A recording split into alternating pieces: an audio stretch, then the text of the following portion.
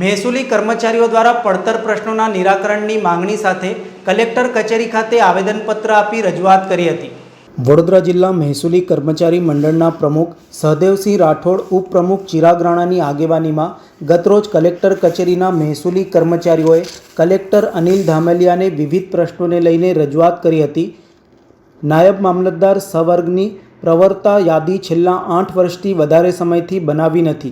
વિભાગના પરિપત્રથી પ્રસિદ્ધ થયેલ પ્રવર્તા યાદીમાં જે તે સમયે રહેલ ક્ષતિઓના કારણે તેમજ રજૂ થયેલ વાંધાઓની સુનાવણી અને નિર્ણય થયેલ નથી, જેથી વિભાગ કક્ષાએથી જલ્દીથી સુધારો કરી નવેસરથી યાદી બનાવવા રજૂઆત કરવામાં આવી હતી। તેમજ રાજ્યમાં ફરજ બજાવતા કર્મચારીઓના જિલ્લા ફેરબદલીની જેટલી રજૂઆતો વિભાગ ખાતે હાલ પડતર છે તેનો તાત્કાલિક નિર્ણય લેવા તેમજ કારકુનથી નાયબ મામલતદારના પ્રમોશનની કાર્યવાહી હાલ ચાલુમાં છે, જેમાં હાલ ઉપલબ્ધ મહત્તમ જગ્યાઓ પર પ્રમોશન આપો તેમજ હાલમાં તથા અગાઉ જે નાયબ મામલતદારોની માંગણી કે મંજૂરી વિના જિલ્લા ફેરબદલી કરેલ છે તે તમામ હુકુમો રદ કરવા તેમજ ભવિષ્યમાં આવા હુકુમ ન કરવા રજૂઆત કરવામાં આવી હતી। આજે અમે કુલ 4 મુદ્દાઓ માટે આવેદનપત્ર આપ્યું છે। એક 2012ના નાયબ મામલતદારોની સિનિયોરિટી યાદી પ્રસિદ્ધ કરે, 2015ના ક્લાર્કને પ્રમોશન આપે, સરકારશ્રીમાં જે અમારે જિલ્લા ફેરબદલીની અરજીઓ પડતર છે તેઓની જિલ્લા ફેરબદલી કરી આપે, અને ચોથો ખાસ મુદ્દો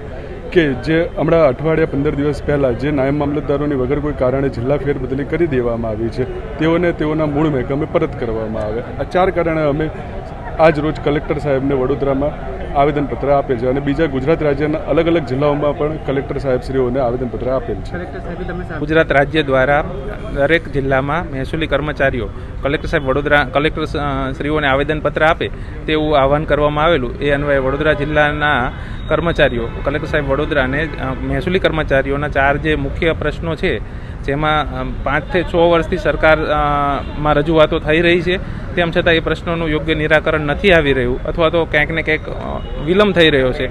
એના માટે કર્મચારીઓમાં વિરોધનો સૂર હોય આવેદનપત્ર રૂપે સરકારને એક સમય લિમિટ, એક ટાઈમ લિમિટ સાથેની કામગીરીમાં પૂર્ણ કરવા માટે જણાવવામાં આવ્યું। કોઈ એવી વિશેષ માંગો નથી। જે રૂટીન પ્રમોશન 10 વર્ષથી ક્લાર્ક છે તો એને પ્રમોશન ડ્યુ થાય છે, એવા કિસ્સામાં પ્રમોશન પેન્ડિંગ છે, થતા નથી। સિનિયોરિટીની યાદી લગભગ 7 વર્ષથી અપડેટ થઈ નથી, જેની માટે સરકારના જ જીઆરઓ છે દર વર્ષે અપડેટ કરવાની, તો એ થતી નથી, તો એ એક અમારી માંગણી છે। એવી જ રીતે જિલ્લા ફેરના કર્મચારીઓ જેને ફિઝિકલ હેન્ડીકેપ મહિલા કર્મચારીઓના કિસ્સાઓમાં જે સરકારની સૂચનાઓ છે કે ભાઈ તમારે નિયમિત એની જિલ્લા ફેર કરી આપવી, એ લાંબા સમયથી પેન્ડિંગ છે ઘણા લોકોની, તો એ સમયસર કરી આપો। અને હમણાં વિભાગ દ્વારા 25 જેટલા કર્મચારીઓની સંમતિ વિના આંતરિક જિલ્લા ફેર બદલીઓ અને દૂરના જિલ્લામાં બદલી કરવામાં આવી છે, એમાં ઘણા મહિલા કર્મચારીઓ છે।